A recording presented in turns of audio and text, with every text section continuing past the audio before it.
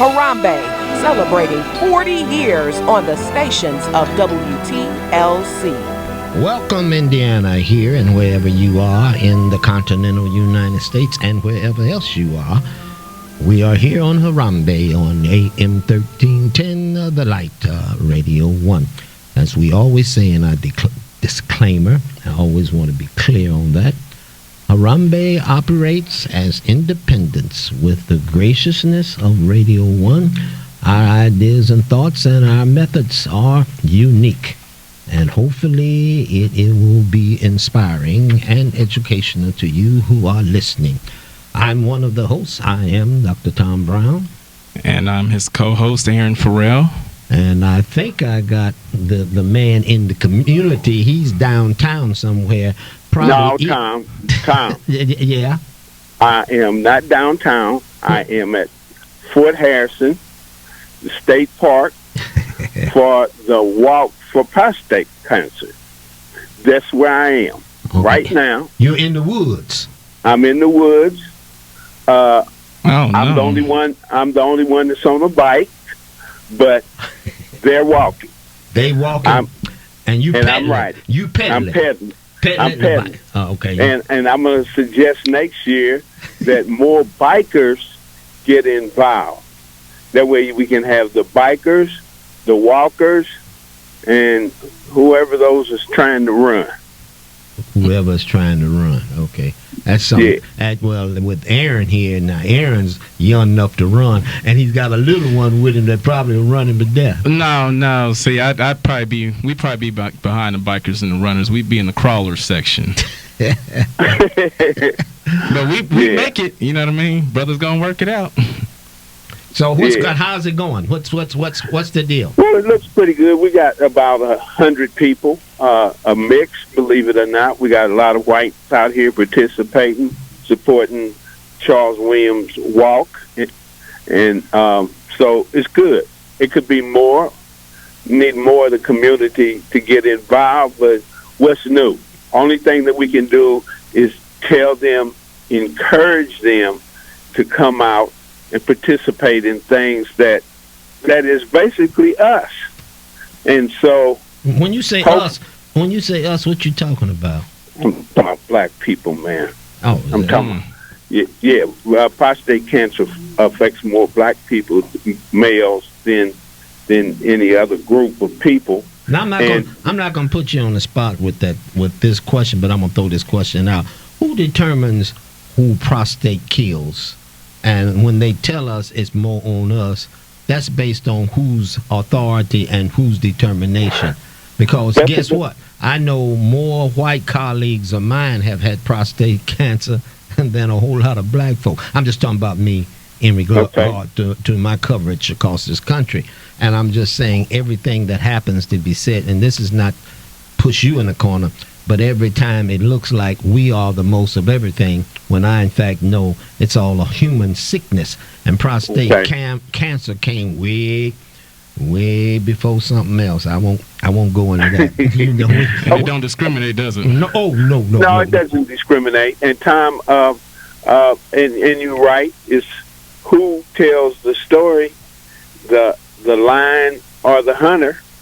So that's where you been to Africa? Now you talking Africa, the lion or the hunter. Using those parables out here. Who's telling the story? So I could be all wrong. I'm going on the basis of what I've been told as to what I really know, and what you say is right, and the clarification of your broad perspective of where you've been gives a better picture. You know, we got you. There's a volunteer that's out there with you. Her name is Delonza. She has a comment. Do you know who she is? She's on the telephone. Delonza, are you there? Delonza, yeah. I'm not out there, but I'm. They have my support. I walk for Charles Williams. I'm calling in a call for volunteers for a community to help with the outreach, doing a number of things. But and I can be reached at 317-435 I'm sorry, 317-442-7753. Oh, okay. Now you're talking about Reggie. He's calling in. The Lanza, that's it.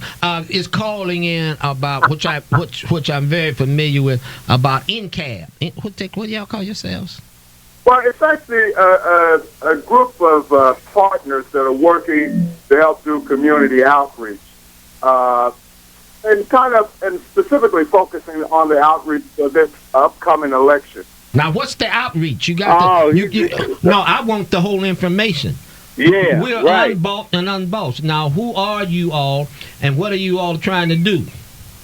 Well, we're a group of community people, different organizations that are working, trying to get people to help with this GOTV, get out the vote, for this upcoming election. Now, who are some of the organizations that you're involved with? Because we need to have everybody involved, and who they vote for is their choice. I just got through with a conference on how religion impacted the political structure of our nation back during what we call the Jeffersonian period.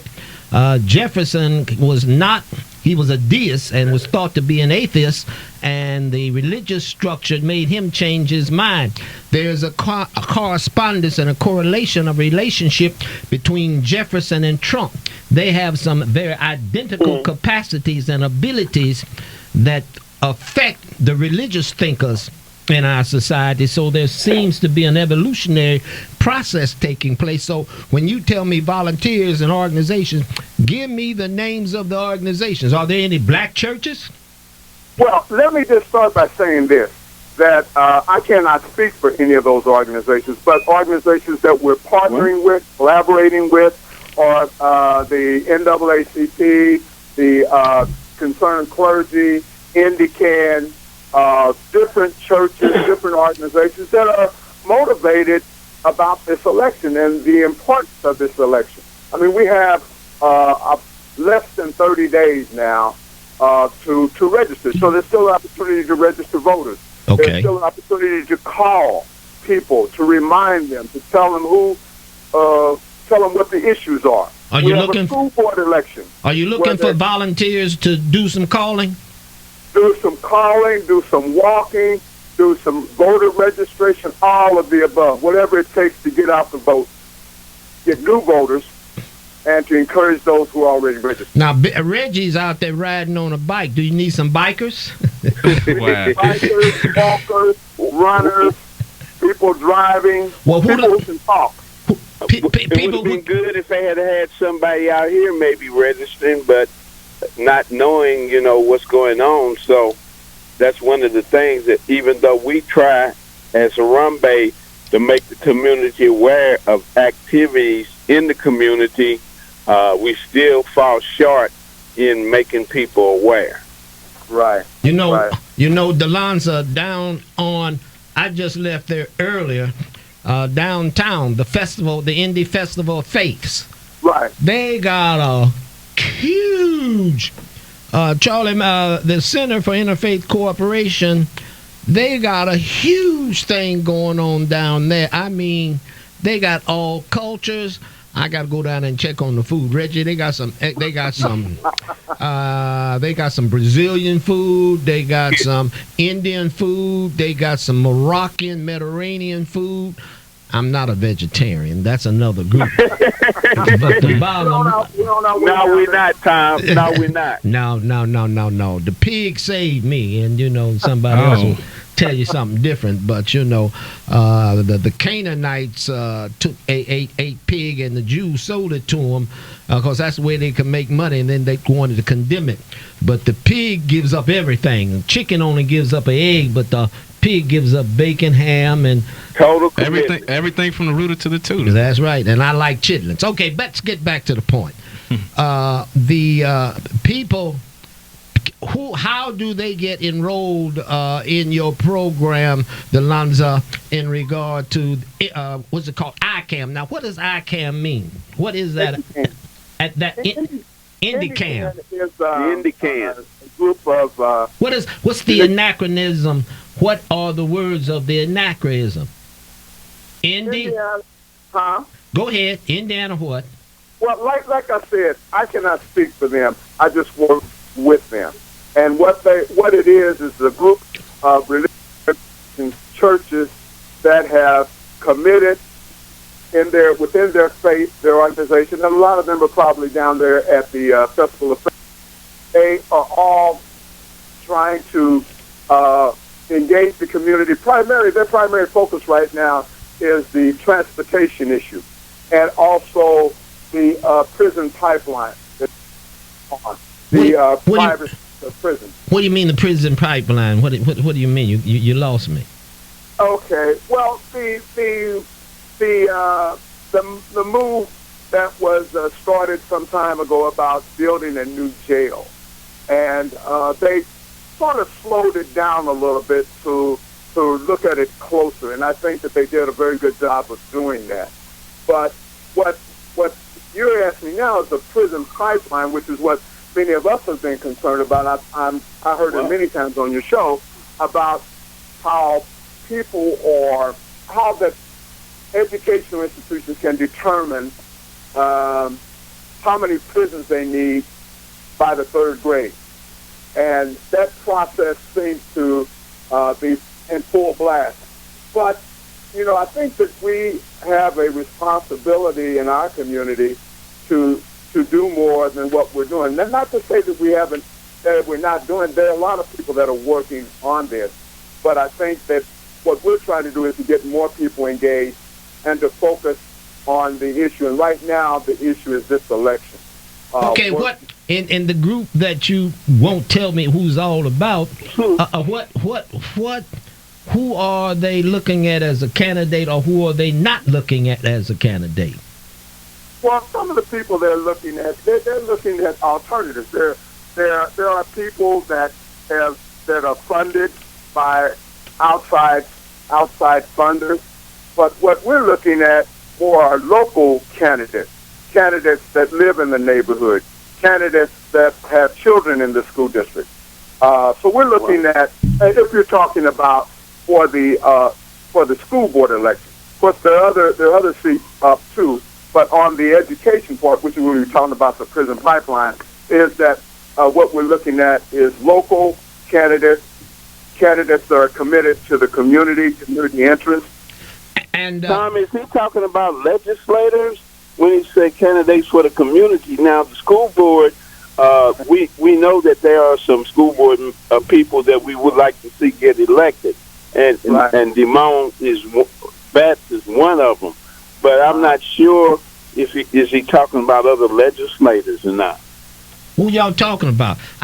My listeners need to know some names. When people say we and they, I want to know who the we is, I want to know who the they is, and I want to know what the issues are. And if people are to vote, how and what do they suggest should be voted for, or we should be thinking about? Now, that's where I'm coming from. Y'all take my 1 cent worth.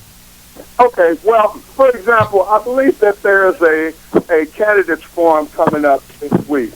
Or there's one, coming up in a few weeks. And at that, all of the candidates are welcome to come. And they're actually doing report cards on the candidates. And I think you can get those from the NAACP or the concerned clergy, because they've been working on this for a while. And from that, when you look at that or get a hold of that report card, and it may be on their website, one of either the NAACP or the concerned clergy, you can look and judge for yourself who you should vote for, because they show what people are doing, how they voted, and I think that they're looking at all of that. Reggie, to answer your question, they're looking at all candidates. From what I understand, they're working on all candidates in any elected official position, and that includes the city council, that includes the state legislature, all of those positions. They don't have a report card out for all of those, but my understanding is that they're working on it. Okay, is that the NAACP and concerned clergy? That's what they're working on. Yeah. Oh, yeah, Tom. okay. That's what the concerned clergy and the NAACP is going to have a report card out in terms of those candidates that came to the forums and participated in the forums. Now Reggie, you've been monitoring that. monitoring those farms. What persons have been making making sense and ain't making sense? Well, Dr. Batts is one that has been making sense. Oh, he's gonna make sense because I've been teaching him for years. No, that he gonna do right. Yeah, And if he wasn't doing right, I'd tell him. Plus, he's an educator, so that's one that we support 100%, and hopefully that he will get in or be elected. Reggie, who needs to be gotten out? Well, those persons, as far as I'm concerned, Marianne Sullivan, Eccles, my You stuttering on me, Reggie. Sam Odo is you stuttering on me. Sound like Johnny Gill with all them my. Yeah, Sam Odo, he's made some good statements in terms of the community. So even though the money came from Mine Trust, the question is, are you going to do the right thing? In terms of the community. So those number two needs to be out though. Is Mary Sullivan and Miss Eccles. Now, Delonza, you've been attending those sessions. Now, how do you call it? Well, I didn't go to the last. I'm waiting to see this report card because I know that they put a lot of work in there, and they have another forum that's coming up soon where they're actually having a lot of the representatives that we're speaking of, including the legislators who wrote the bill and that education bill. Runners are coming by. Huh? No, I was just saying runners coming by. I'm also directing traffic too. Yeah. The other, another, I believe, and Reggie probably knows more about this. There's a representative coming from that organization that he mentioned that has been funding some of those candidates that you're talking about. They're coming to make their case or to explain what they're doing and what their plan is. There are other people that are from the community that have been studying this. There's another gentleman who I think John Laufman, who did a history on education going all the way back early back in the 20s, and also it's tied to the Christmas Addicts documentary, which is coming up also.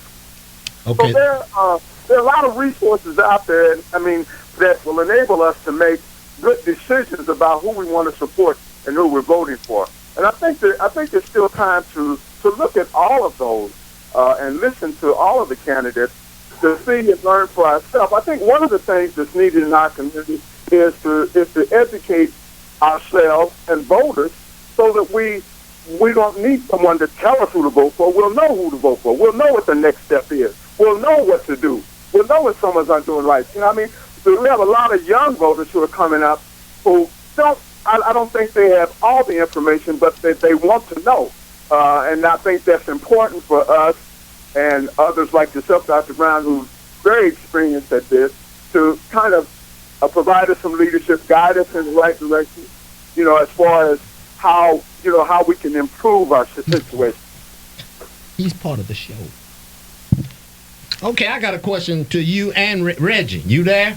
Yes, I am. You ain't been knocked off the bike yet since you direct. No, I haven't. How you to direct traffic? I was going to say he's a crossing guard and riding bikes. And that's right. He swims and he. Yeah. Okay. Let's get this way. Turn this way. Oh. Your time I get out ahead of everybody, and then when the curves on the direction to go, I'm directing now those that's coming up now, the runners, because I'm far ahead of everybody, so I'm directing too. Okay, well, let's get back to... Lord, I know you wearing that bike out. Let's get back. Yeah, may the Lord take a liking to the bike. Here's where we are. Here's the two questions. One is for you, Reg, and one is for my other, Delonza. Yeah, that's the name that I'm getting. I know the real name. Here's the question. Here's the question. Here's the real question now. The question is this. You gentlemen have been involved in what's been going on. And the question is this. What kind of candidates now get this right, what kind of candidates does the black community has to have and and the white community has to have in this city, and what should be their moral compass? I'll go first. Go ahead.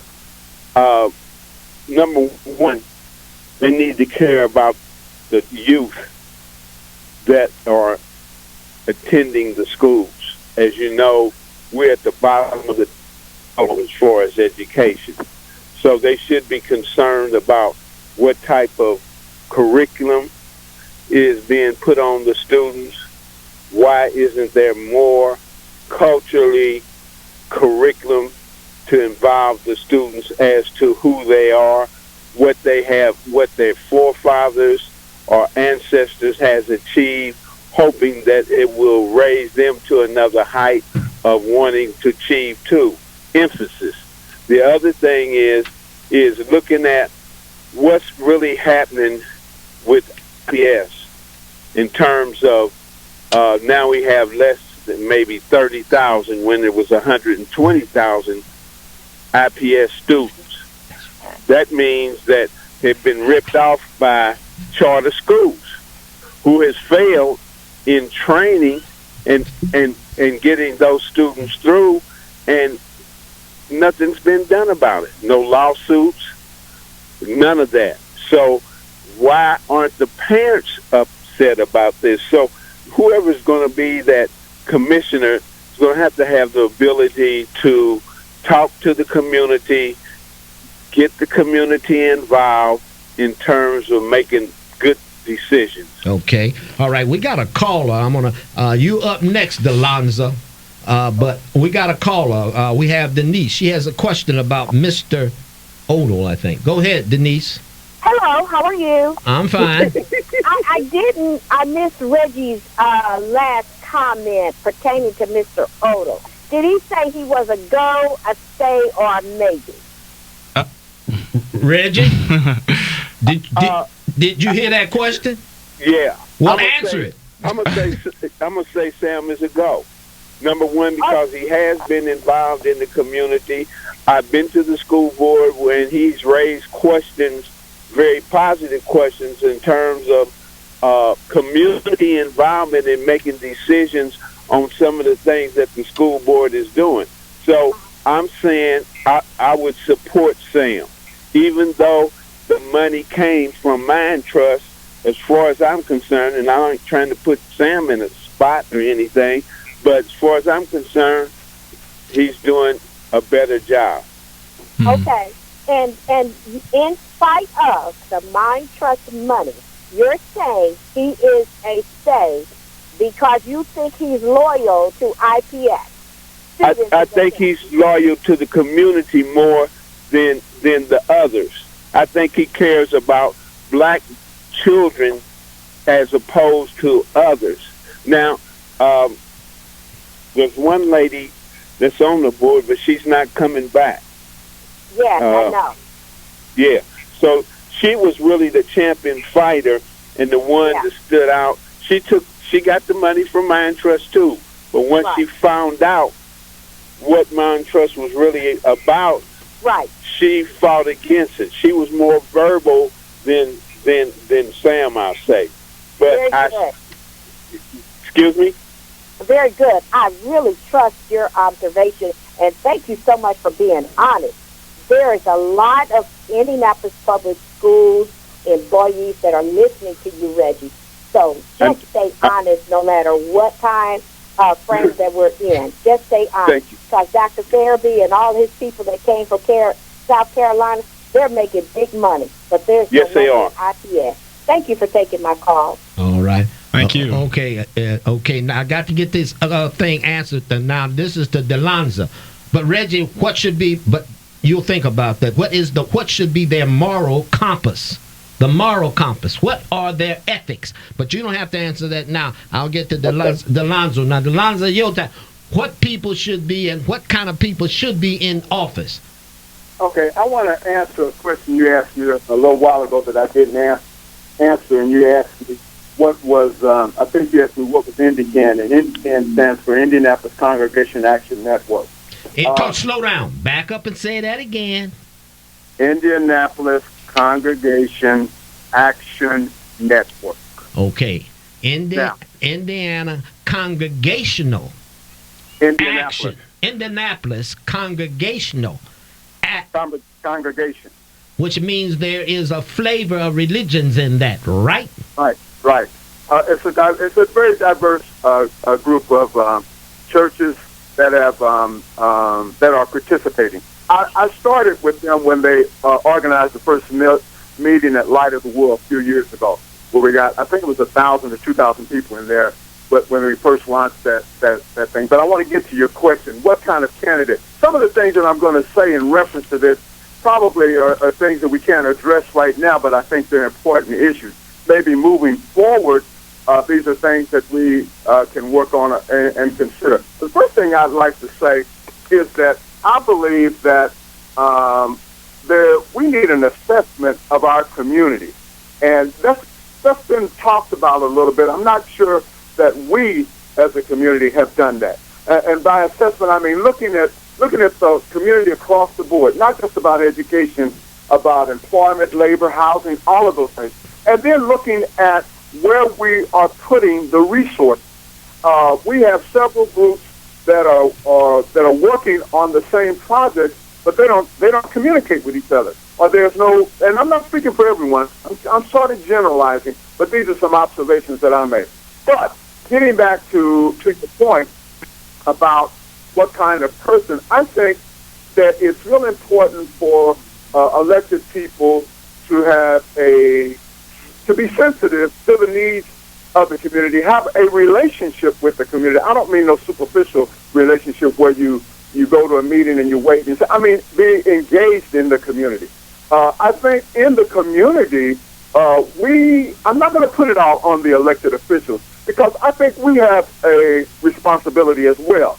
I think our responsibility is to engage and be involved. We're in America, and one of the things that the benefits of being here is that we have the ability to participate. We don't always do that. We participate in the complaining and the criticizing, but we don't always participate in helping. And I think that we can help more, and that I think by helping, that will make or help the elected officials or people in leadership to be responsible or more accountable. I think that we have lost a sense, and you may know more about this, Dr. Brown. We have lost the sense of connectedness in our community. That sensitivity. We don't want to volunteer or commit ourselves. We have a lot of leaders or chiefs and a lot of people who want to tell what to do, but we have very few followers. I think in order to be a leader, it's really important that we learn how to follow. And I don't think we get many credits for hours with that. But I think when we do some of those things, that it will help us as a community. And I'm not going to put it all on the elected officials, because I think if we do more of what we do, they'll do more or better about what they're supposed to do. They probably have less to do if we did more of what we had to do. That's right. Thank you. That's pretty good, Aaron. That's a good one. We got a caller that wants to make a comment. Are y'all prepared to listen to it, Reggie? Yes. Okay. Mayhem. Hey, how's it going? Oh, go ahead. A very intelligent committee you got going. Hey, check this out. You asked a question. Your question is pretty loaded. I know that. Go ahead, man. You want to answer it? Yeah, there's no more compass in what's going on right now, because we talking like it just started. It's been going on. It's been going on since we be in IPS. Truth has no friends. IPS need to be investigated. The whole state need to be investigated. I don't care if you know or don't know, but most everybody on the board know what's going on. The students are widgets, and education now is a Ponzi scam. So everybody that knows is involved need to be locked up, because when you break it down, look at the teacher union, they getting paid it's public record stock off the stock market, dealing with this junk science school to prison pipeline. I don't know why we keep on using that. That's not scientific. They made it up. It's in a book. It's a metaphor. Right. Mayhem is a metaphor that has created a negative and got us jumping and acting crazy when it's not necessarily true. Right. And also one more thing. And if IPS in the state get investigated, it's going to be a lot of black people going to jail here and white. Thank you. All righty. Any response, Reggie? I wanted to ask him to expound a little bit on widgets. Oh, you don't know the widgets? You have to tell me. Okay. I'll tell Reggie. you. He made some very positive points, especially at the end of those sellouts in terms of IPS. Somebody should be prosecuted for what they're doing because the education is failing. And that's why I'm trying to get parents to call the NAACP and file a complaint so there can be a class action suit based upon all the black children that have gone to schools and have not achieved any academics. Now, when we look at that, it's not just charter schools; it's IPS schools too. But the board needs to be held responsible. The superintendent needs to be held responsible. And the most important thing is time for people to speak up. It just didn't start like he said. This has been going on for some while. And that's why it's so frustrating to parents because nothing ever happened. So they don't even believe now that something can be done. So we got a tremendous fight to get people to do the right thing. Now let me throw this out here to both of you all, and of course Mayhem's supposed to get back and have done some homework for me, and I know he's listening.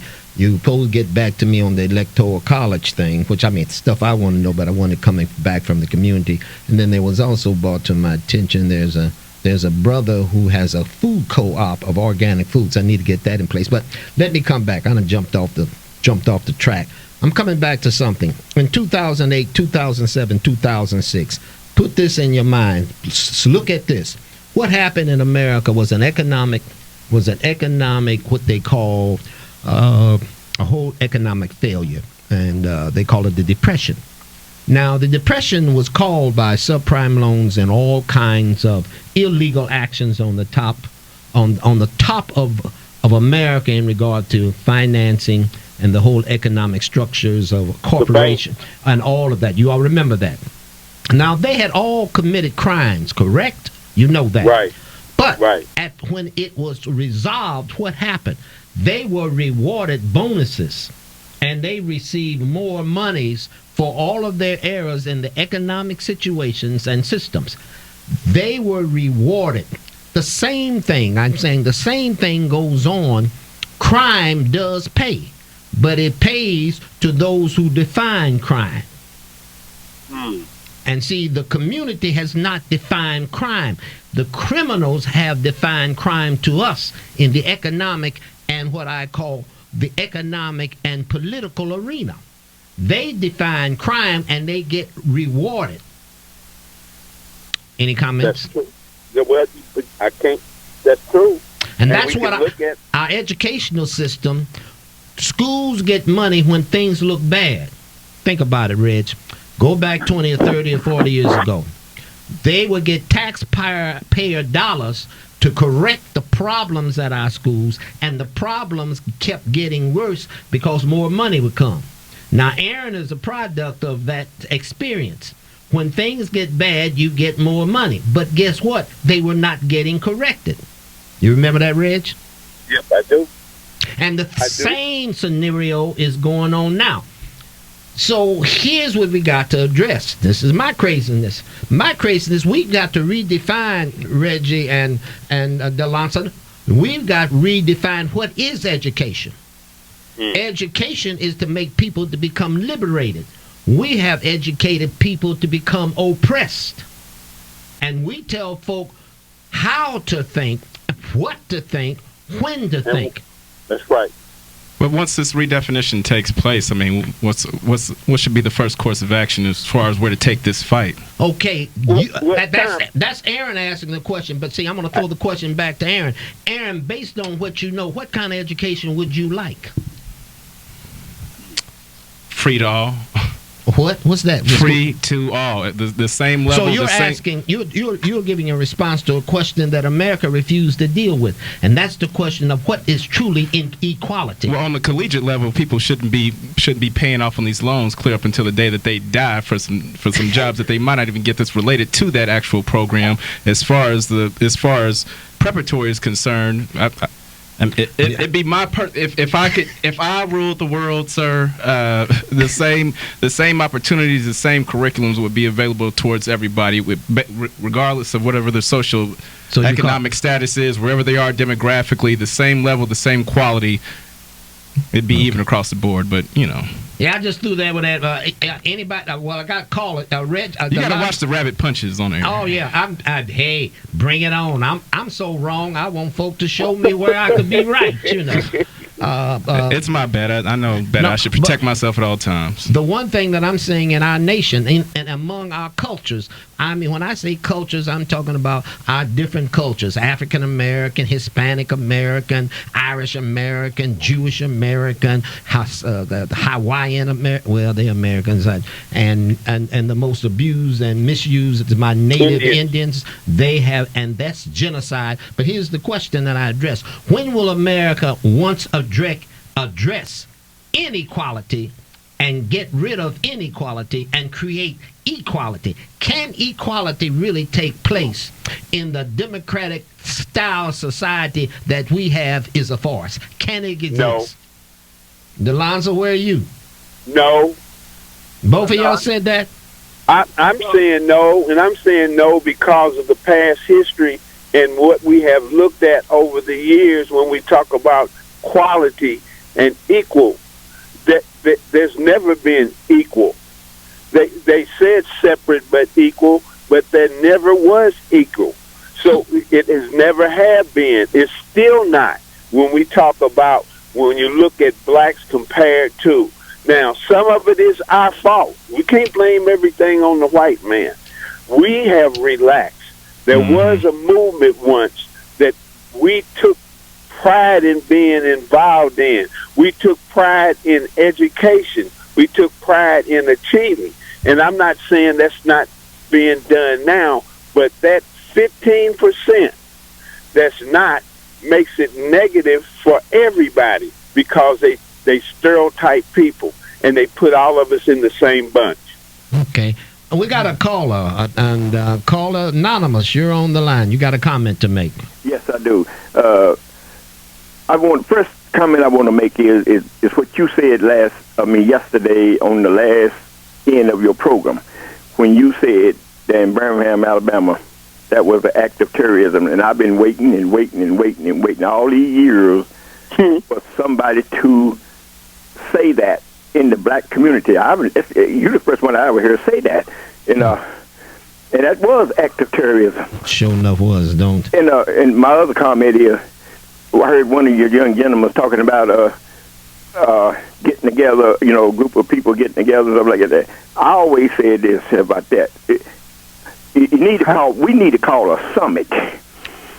Anybody and everybody, especially all the churches, and then because all of those people in these churches, they want to be leaders anyway. So get all that group together, and then anybody else on the outside that wants to be leaders and stuff like that, they have a right to come to the summit, and then and have an audience there. If they have anything to say, they can say it. And that way, see, if we talk individually, like we've been doing since Dr. King left off the face of the earth, we don't never get nowhere. And the white psychology already knows that. And I would like for you to get that man on that was on the show the other day, Friday, with Liz.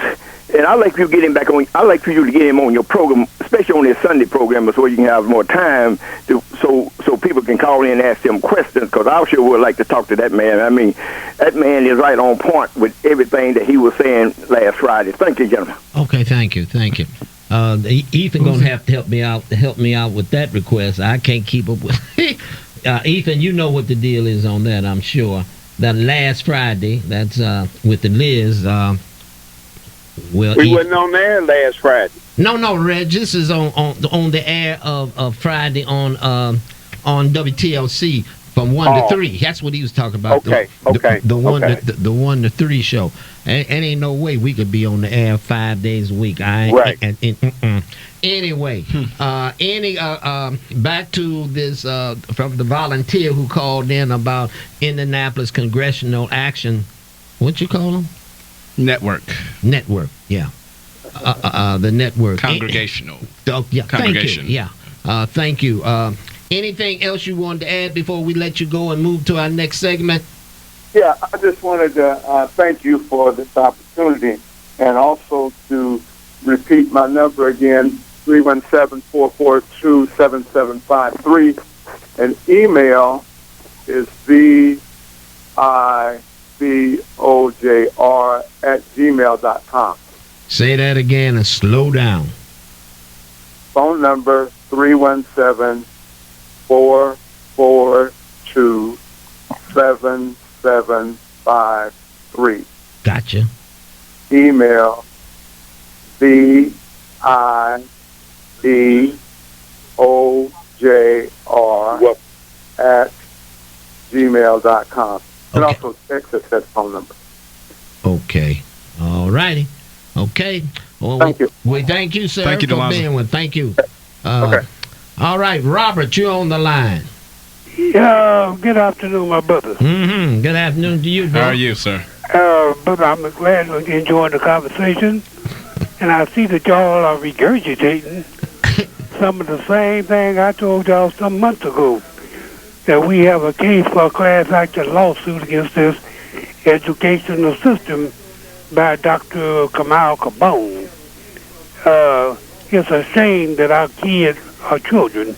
Yeah, We don't like that word kid. I told you I was getting ready to get on you, Robert. I know, that's why I backed up. You're right. Back up on that. The children. Okay, but when we have our children to spend 12 years in an institution and still graduate and still don't know how to read, write, and do math, that is a sad situation.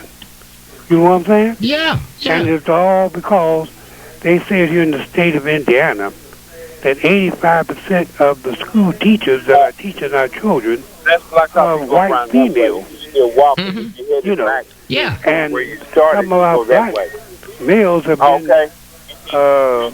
kicked out of school for little minor infractions that the little white student would never get kicked out of school from behind. You know what I'm saying? Yeah, Robert, and you're correct. But I spent a lot of time in Southern Indiana, and it is amazing how poor whites down there are treated. It is amazing how poor whites are treated down in an area where I would say it's 80 to 90% of the Caucasian race culture, as I would call it. There is something more devious in the mindset of our nation that creates what I call cruelty, no matter what color your skin is. Well, that's true, too, to a certain extent. According to Behold the Pale Horse, in the Protocols of Zion, Yep. this man said, as long as we keep giving these goings, this inferior education, their brightest would never be able to catch up with ours. He also said as long as we can keep these goings entertained, they ain't got time to look up and see what the big boys are doing. That's right. You know. Now name the book again. People ought to get it, because I had to read that 40 years ago. The Protocols of Zion. Yeah. It's in the book called Behold the Pale Horse. Oh yeah, Behold the Pale Horse. That's an ex-CIA boy. Yeah. And that you mentioned all these about 18 secret societies that control everything. You know, even the education that we get or do not get. You know. But it's a shame. But going back to, you said something about redefining education. But if you look at how the definition of education is in Random House Dictionary. It says the ability to be able to teach one how to use their reasoning power. See, and that's accurate. That is true. But we have not been taught how to use our reasoning power. I like to use the word deductive reasoning power. Okay, because there's a difference between deductive and inductive. Yeah. You know. Yeah, so, that's the great Greek paradigm that goes on there. I hear you. I wish that we teach them how to use their intuitive power. Yeah. Then you couldn't be touched. Those are logic and theory terms. Reasoning. Reasoning, or you say logic and theory. Yeah, the deductive and inductive. Yeah. Inducing and deducing. And that will learn how to look, analyze, and then come up with a proper solution. Okay. Just like the lady said, a problem is nothing but a question. And a question can be broke down to a mathematical formula. And once the mathematical formula is applied correctly, the answer will come soon as you want it to. Well, you need to teach all your preachers that. Okay. Thank you, Robert. Thank you. All right. Reggie? Yeah. You so busy giving instructions and everything. We could hear you. We could hear you all on the line. All on the line, telling folks, slow down, kind of whatever you was all saying. There was a whole Cub Scout going the wrong way, about 25 of them, and I had to stop them. I'm sorry. You didn't regulate the child, did you? No, there was children. Children. Yeah. But anyway, trying to get back to our dilemma. And our dilemma among us is us. Go ahead. Is us. That's all right. You're right, but I want to divide. I want to identify who us is. Okay. When we have Christians and we have conscious people and we have atheist people, they get hung up on their beliefs so much that it interferes with the cause. And see, the cause collectively, number one, we should care about the welfare of our children and the growth of our children. And so whatever your beliefs are should not interfere with coming together to make sure something is done based upon what we see happening and continuing happening with our society. Period. Oh, so that's where I'm. Yeah, that's the mic drop right there. He just dropped the mic. No, that's where I'm coming from. Okay. You know, we got to come together. We got to hold people accountable. We're gonna have to talk about some of the people that we might be close to finally get the right people in there that's going to be loyal to the community, not to the almighty dollar. Okay. Well, I mean, that's the... Now, you could have said that, hey, Reg, you could have said that 30 minutes ago. Oh, well, okay. Because the bottom line is you want people committed to community and to persons, and you want them to get rid of their egos and not do this great work for the money, but do it because they care and love people. You are tired of the hypocrites. You could have said that in... Yeah, but Tom, I could have said it, but see, when you look at the egos, Christians don't look at themselves having egos. Conscious people don't look at themselves having egos. They look at mine is right and yours is wrong, and I'm going to criticize you because you don't think. So that's why I broke it down that way, Tom. Well, we gotta be careful with some of our Christians though, because and we could probably tackle this at a later date. But how many Christians can we say? And again, we're not the judge, but how many of them actually out there living Christ-like? How many Christians live like Christ? Well, I'm not going there, Aaron, with how many live Christ-like. But as we talk about the struggles that folks have out here with their egos, so to speak, but judge ye not, for I'm the true judge. But what I'm saying, everybody needs to be held accountable for taking care of our youth, our children, and directing them. So I don't care who you are. You know, if you're coming together to help us fight this dilemma, then come on.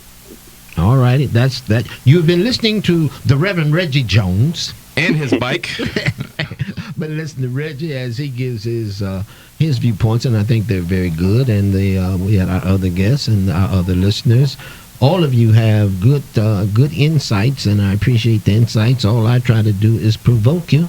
I hear a lot of saying what we got to do for our youth, Reggie and Aaron, and I agree. What has to be for the youth. But you see, I have a notion here, and I'll just throw it out to you. See, we're not talking about our elderly. We're not talking about our middle age. We're not talking about those who carry the wisdom in their heads and in their hearts. We're talking about the youth who we want to save. You cannot save the youth until you understand how important it is to have a proactive elderly. Our nation is not falling apart because of the youth. Our nation has fallen apart is because of those who are supposed to be older and more mature. But here is the fallacy, and I love it. Here's the fallacy. You see, the people we call our youth now are nothing but reincarnated old people. I'm not going to debate you on that, Tom. They are. I look at many youth, and you've heard people say, these are old spirits. That is very correct. They're old spirits because they have come back into reincarnation. And many of what you are seeing is reincarnated human species. Okay. I can take you on a journey on that, but nobody's prepared to hear that.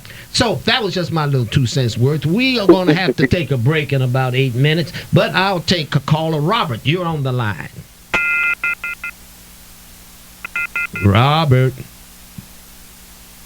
Yep, everything gets acting crazy. So I figure when I say all that, Ethan, the lines go off. But if people want to learn about that, that's a whole nother course. But we're going to take a break. We're going to go ahead and take a break and do our thing. Okay, Reggie? Okay, Don. Good talking to you guys. All right. Okay. Take care. Welcome back to Harambee here on AM 1310. The Light, we're here, and things are going. Everything's going on downtown. Fall Festival. Yeah, a festival of faith. And Reggie, you out there running. No, you riding the bike, aren't you out there? I'm Tom Brown. Where are you? Reggie, he must be doing something. Aaron, he stepped out. His bladder's working pretty well, so he had to make a step out, but he'll be back in here. And with me, my technician. I got a technician that handles one set of things. Ethan does. Then I got another technician that's educating me on technology, and it's amazing. Adrian Mickens. Hello, Dr. Brown. Hello, and the last segment of this thing is your puppy when you do, what is that called? Insight Sundays. See, he got to be fancy with his Insights Sunday, INSIGHTS, Insights Sunday. And here comes Aaron running back in here. His son's got him going. And he is an outstanding young man. Mm-hmm. He must have a fabulous mama. Oh yeah. All right. Okay. You know I have to say it. Yeah, you better say it if you wanna have peace at home. Not eat cereal tonight. Oh, you would be eating cereal tonight. Okay. Maybe. Gotcha. Sorry, baby. Gotcha. All right, Reggie, are you there? No. Oh, okay. 416-5600. Yeah, that's where I get him. 416-5600. We've got a couple callers that have called back. Mayhem, you're calling back? Mayhem. Oh, Mayhem. Yeah. You told me to call you back about the homework. Yeah. What I told you is not the joint endeavor is global. So it's every nationality, but it's legit. But I can still get him to call you. And what you said something very, you know, you talking cold and talk over people's head. You know, this is nap time; they sleep. You said we have to refine things. A point that we have. You said dealing with crime, we have to refine crime because the psychological thought that that we so-called poor blacks dismantled Martin Luther King. That was dismantled from the top systematically. Because when you look at it, it's number one black businesses left, and guess all the buildings are standing is 501c3 building, non-tax. I'm out. Okay, man. But what I want you to do is check, and we'll do a talk show in about a week, 2 weeks, on the Electoral College. Think about that, the Electoral College. That's a piece of history that folk don't really understand. Ahmed Perry, you're on the line for your comment, and that's before I bring my next guest here. Yes, how are you doing, Dr. Brown? It's always a pleasure to be on your show and talk with you again. All right, my brother. Yes, sir. I was just wanting to comment on a couple of things that one brother said earlier, and something that you said. Yes, we are reincarnations. Okay. My birth date is April 20th, 1978, and I know I'm a reincarnate of Brother Malcolm, of Sister Harriet, of Toussaint Louverture, of all those men and women that sacrificed for the struggle so we can be here and doing what we're doing today. Mm-hmm. The gentleman that made the comment about the conscious community, the Christians, and maybe other different sects. Mm-hmm. Christianity is the African faith that I profess, and I'm a conscious individual. But I think as a total group, as a whole, we need to do like Brother Malcolm said in his message to the grassroots, which is that we need to put our petty differences to the side, and we need to come back to the reunification of a solid principle of who we are as African people. When we got off the boat, or when drugged from Africa, we didn't come as light-skinned, dark-skinned. We didn't come as alphas and kappas. We didn't come as Masons and Moors and all these other individuals. We came as African people from one place to the other. And then we were given these different types of ideologies. We need to, as a group, we need to dispense with these titles and realize once we are all stripped naked from all our titles, our clothing, the brands on our backs, the brands that have been put upon our minds, and go back to what we are as the original people that God created, then we can move forward. And all others will have to move out the wayside or be trampled over by us. Because as a collective unit, we are not the minority on the planet. We are the majority. And we have to act and be as such with one another. We have to raise our sons and our daughters to be upright and standing men and women. Because if we don't, we will continue to suffer with the problems that IPS has produced. We will continue to suffer with the problems that America has produced. And if anybody does a critical analysis of what the United States is, it was a dumping ground for England and its criminals. And if you pay attention, Google the island of Tasmania, and you'll realize there's no Tasmanians there because the English destroyed them.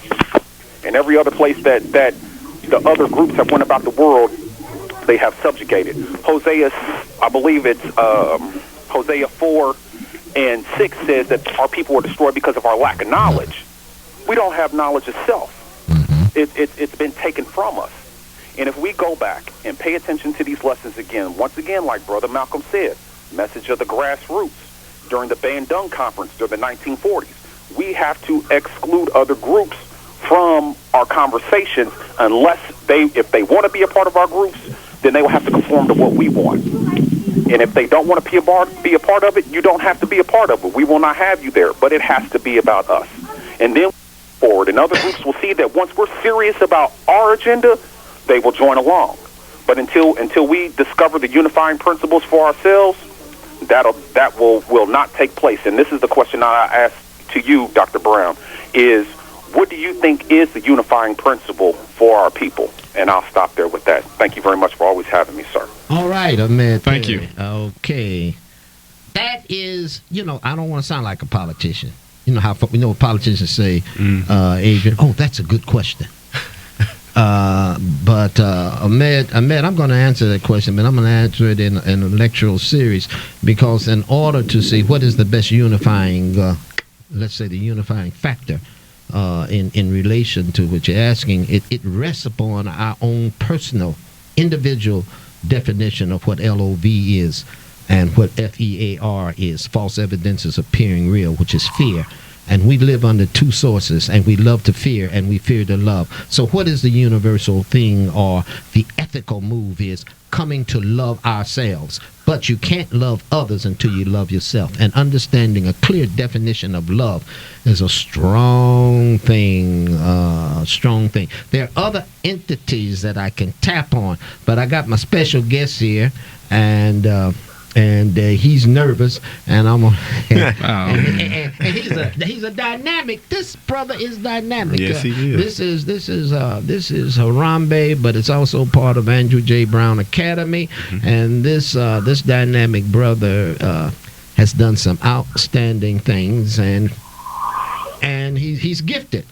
And my favorite song is by Nina Simone, "To Be Young, Gifted, and Black," and that's a fact. Now that's just my 2 cents worth. Adrian, introduce our guest, and let's put him on the hot seat. All right. If you don't, Aaron sure will put him on the hot seat. I have to. All right. So our guest today is Mr. Lewis, coming from Andrew J. Brown Academy, as Dr. Brown just stated.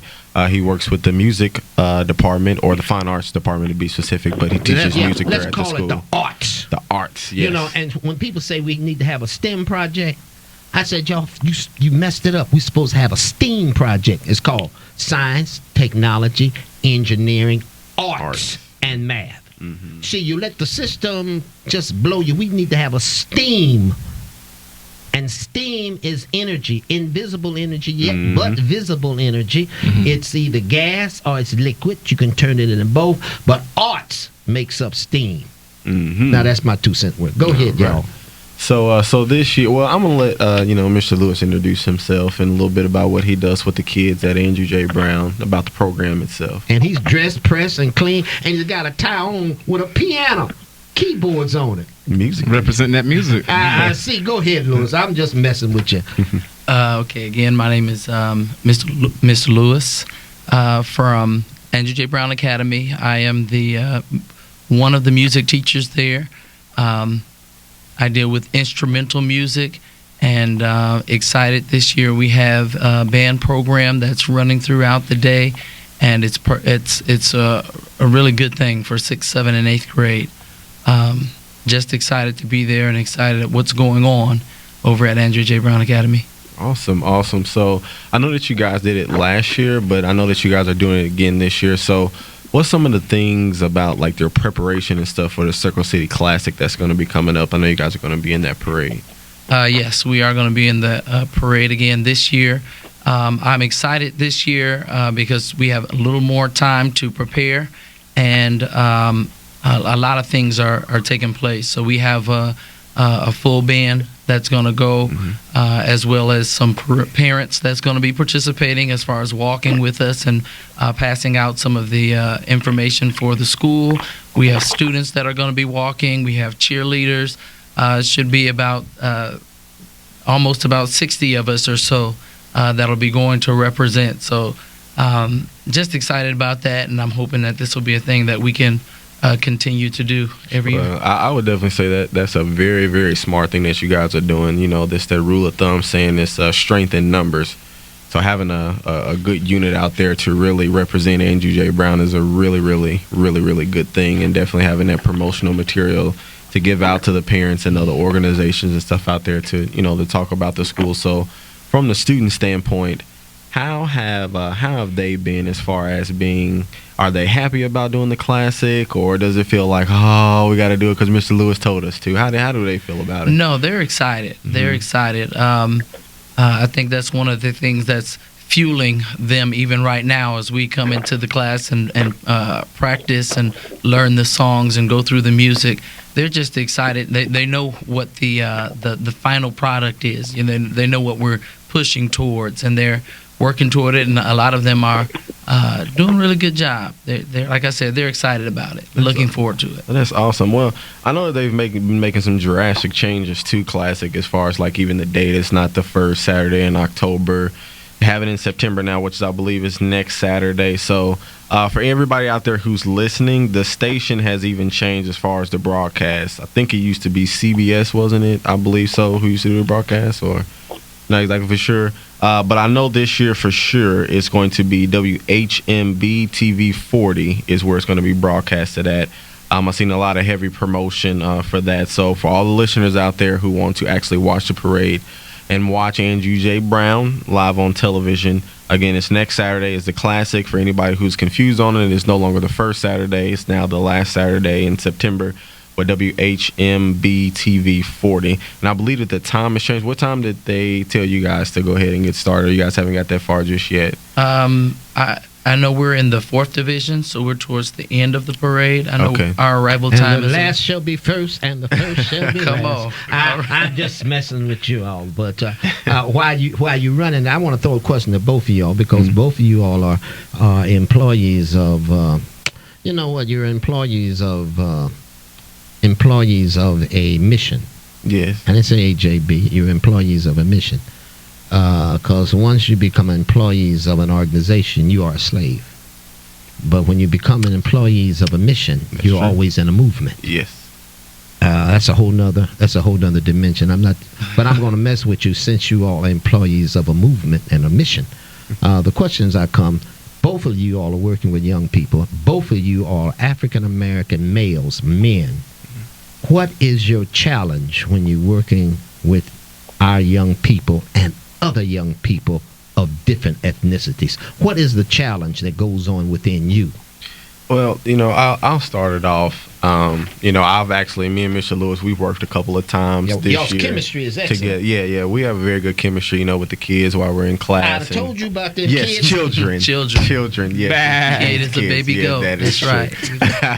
Children. But strike one. Working with the kids all together. You said it again. I said it again. Strike two. Children. Man, you got cancer. I got 3 more. No, I'm just kidding. But working with the children, it's an excellent experience. I've been working with the children for at least 4 to 5 years now. When you're dealing with different ethnicities, it's all about keeping involvement. Never let a child feel excluded or more special than another one. You have to treat them all. Why is that in you? Why is that in you? It's just the way that it should be. I'm an 80s baby, and I think the rest of us here. Yeah, you're 29 years old. I'm an 80s baby, so How old are you, Louis? Wow. I am in my 30s. Jesus, keep the books. Wow. Go ahead. But hesitate. Go ahead. More specifically, being an 80s baby, I grew up, as a child in the 90s. So a lot of the heavy racism up until today for when these tragic situations have been happening now. I can only speak on my personal experience. I didn't really truly experience that heavy racism. When I looked to my left, I seen a black kid. When I looked to my right, I seen a white child. When I looked to my back, I seen a Korean kid. Child. So it's all, in a sense of, I've never seen it to where I would have to show a difference between a child. And guess what your answer was? Your answers are correct. But it was your environment. Correct. It was in your environment. Correct. Absolutely. Where you were in your environment. Folk, I know where he comes from Gay Ray. Yes, and okay, Lewis, you hit it with your direction. Because I could take 5 hours and take you all on a journey and where we could dialogue so people can learn. But we don't have that time because we got another thing. But Lewis, give me a quick answer because you're there. You all are not there for the money. No, not at all. And when you're in a movement and when you have a mission, it's not about money. No. It's about purpose. Right. It's about being in a presence. And it's about purpose, presence, and then what you got when you have that is power. Right. So go ahead with that's my 2 cents worth. And I don't know that we could say challenges. Sometimes there's always different challenges, but when I do come, like you said, I have a mindset that there is a purpose that I'm there for, and I'm there for the children. I'm there to help inspire them, to help motivate them, and to help get them to a place that when they leave from there, they have something in their mind that's pushing them towards positive things rather than negative things. There's a lot of stuff that goes on in the world, with the TV, and sometimes it's a lot of stuff that they see, different songs that they hear, just especially in the music or the arts. I'll just say that. And for me, what I try to do is show them something positive, give them some positive influences that, like I said, when they leave there, they'll have that thought in their mind, oh, I can be this. I remember I did have one student before, and I worked with them on some music, and we did some recordings and stuff like that in school. And then years later, I saw that student. I think we was at the Indianapolis Fair, and he came up to me and he gave me the biggest hug. And he was like, "It's good to see you." He was just excited and telling me about some of the things that he was doing in music and how he was doing some recording and things like that. And he was just excited, and I was glad that I had a chance to. That's better than all the money in the world. Yes, yes. When somebody's able to say, "Thank you, you bought me so far." We've got 2 callers. I'm going to let them, because we're about to hit to our next segment, which I can lay back. But the thing is, be at the Andrew J. Brown, the Bears. What's the Bears? Brown Bears. The Brown Bears. I can't get rid of this name of Brown nowhere, can I? Go on the street, it's Brown. Go to the school, it's Brown. Not Polar. They are Brown. Yeah, Brown Bears. Okay, we got a couple callers, and I'll take this right quick. Jack, you got a question or a comment on education? Yes, I got a comment on education there. I was listening to y'all, and I heard y'all talking about going to school and all that kind of stuff. But what I need to know is, all the students failing with bad grades or just some of them? I need to know. Jack, some of them. It's not all of them. We've got a lot. We got a lot of achieving brothers and sisters in our school systems, and that's a fact. So what's the problem? Jack? Hey, that's a whole lecture series. I'll talk to you about it. I know you're driving that truck, okay? All right, buddy, but y'all shouldn't put them all in the same basket. Jack, you are 100% right. We are so negative, we got to get out of that bag. And I agree with you, my brother. All right, we got one more call, and then we'll be making some adjustments in a minute. Brother in Hip Tech. All right, Dr. Brown, how's it going? No, I'm doing fine. How you doing? All right. And you guess that was a pretty skillful answer you just gave right there. I just had a couple comments saying that the brother, the 2 segments ago or 2 callers ago, talked about Malcolm X. Well, the most important thing that, Jack, if you want to know, Malcolm X said the media. Media is the most, has the power to control minds. You have to, the media is pushing that it's so much wrong, when if you look at society on a whole, only 10 to 15% of the people in the world or in a group are going to probably be out of their way. When I look back at my time of growing up, out of 10 of us, there probably was 1 or 2 people who didn't. But guess what? Us 8 overrid the 2, and we got them in line. You see what I'm saying? That may be a little more of what's not around now when they talked about the challenges the educators have talked about, whereas the group has to help get them in line. See, we got each other in line back then. You know, and especially being I was an athlete, you know, guy there from Gary, I'm 4-star athlete from Horace Mann there, young man. Oh, Lord. Now, you from Gary, M.O.T. That's right. Oh, Jesus, keep the books. Yeah. So we got each other in line. The coach didn't have to do too much coaching as far as bad behavior, because we straighten everybody out. So if we could get a little bit more of leadership, and knowing that all young people are leaders, which that's what you talk about all the time, Andrew Brown Leadership Academy. Yours is titled Leaders. They need to understand that they are leaders. They're born leaders. And discuss their issues amongst each other. They don't have to front each other out. Get off the face. Please encourage them to stay off that Facebook stuff. I'm hearing so much at work about all this mess on Facebook. That has to curb that. I wish they would just curb all that. They're grieving all they're airing all their differences on that.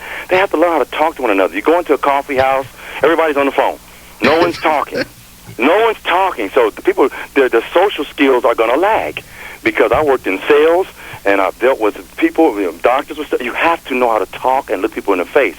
And I don't know if we've seen it up there. And then my last comment, going back to the situation with the occurring violence, is, I don't know if it's cyclical, because I heard a lot about the 70s and the heroin. I know folks, when I lived in New York, talked about Frank Lucas and stuff like that. So I don't know if it's cyclical and it's just because we got a 24-hour news cycle. We hear more of it, but if we can raise the leaders like you're doing, which you are, and all of us in our homes, and even if you're not in a home, I go out to all these places. I was in Washington Park last week talking with kids at the Family Center, and if we can all, as men, help out, and ladies too help out, and just give a good direction. I talked to a young man at the store. His mother was having trouble with him. I spoke to him for 5 minutes. He listened. He didn't say a word. Looked me dead in the eye, 12 years old, and listened. And I made him feel comfortable and confident. So, older brothers and sisters, let's not beat him up. Let's help him, man. And that's my comment. Thank you. All right, and Hope Hey, that thank you, Mom. that was a great sermon in Hope that was a great sermon. But we can't bash Facebook too badly now. It's just like any other thing. I mean, yeah, the powers can either be used for good or for evil. Agree. Go ahead. I agree. Nobody ever said that it was a medium or a form to be meant to teach either English, composition, language arts, or any kind of civil or work skills. But there's a lot of effective communication and people being able to reach out and contact each other and broadcast things that might not ever have any opportunity elsewhere to be broadcast. So it's a good spreading of it's a good wealth of information being spread across. That's why I got you on the show, Coach. You sure got a different concept than I have. I want different. I've seen it work, and we're broadcasting. So. But guess what? In Hotet said something very dynamic, and I can take it to another dimension, not levels. I don't think in levels. Mm-hmm. Media is dangerous.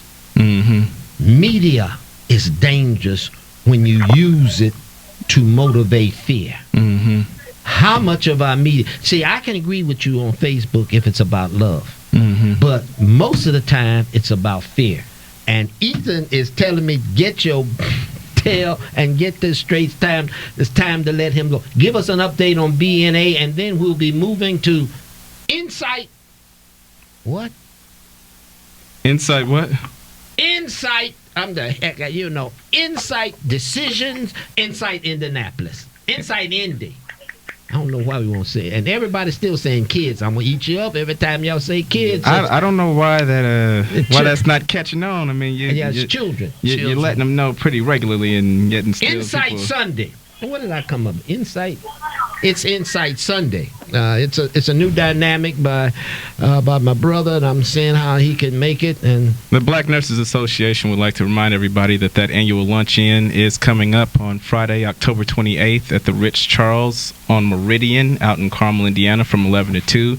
The luncheon and raffle tickets can still be purchased either at the BNA office located at 3737 North Meridian, the 3rd floor, or if you've got any further questions about how to go about either acquiring those tickets or if you just want to sit in on the next regularly scheduled membership meeting, you can call the office at area code 317-920-4950. That next membership meeting is actually coming up on September 27th from 7 to 8:30, and all are welcome, as is at the luncheon. All are welcome. Those tickets for the raffle that are being sold, it goes to benefit the proceeds for that luncheon. And again, the luncheon is not just for BNA members; it's for anyone that would like to attend. So, all of you, I want all of you listening. So come on out, Jack, Robert, Mayhem. I know y'all gonna kill me. Keep going, but anyway, attend. We'd like for you to be part of that. And Louis, Tom Newflash, Tom. Yeah. They just race, and they're awarding the people starting with 4-year-olds up to 10-year-olds finishing the race. And this is the end of the race. It's at the end of the race. Okay. The end of the race. So I just wanted to share that with you guys. All right. Thank you, man. Thank you, Brother Reginald. And and stay out of trouble. I'm going to try it too. That's really tough. Peace, yeah. All righty. We can now do, and again, Mr. Lewis, thank you for your time. And next we'll come on with Insight Sundays, and you all will get some insight. That's headed by our other co-host, Mr. Adrian Mickens, and this is part of Harambee Productions and Marketing and the Light.